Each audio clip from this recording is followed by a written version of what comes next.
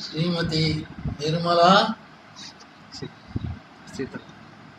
ಸೀತಾರಾಮನ್ ಈ ದೇಶದ ಜನರ ಪರವಾಗಿ ನಾನು ಅವರನ್ನು ಶ್ಲಾಘಿಸ್ತಿದ್ದೇನೆ. ಬಹಳ ಒಳ್ಳೆಯ ಕ್ರಮವನ್ನು ಕೇಂದ್ರ ಸರ್ಕಾರ ಮಾಡ್ತಾ ಇದೆ.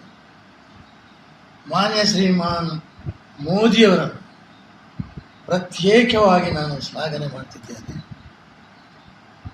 ಇಂಥ ಕೆಲಸವನ್ನು ಯಾರು ಕೂಡ ಮಾಡಲಿಲ್ಲ. ನಾನು ಮಾಡಿದಾಗ ನನ್ನನ್ನು ಬಹಳ ಟೀಕೆ ಮಾಡಿದ್ದರು ಈ ದೇಶದಲ್ಲಿ.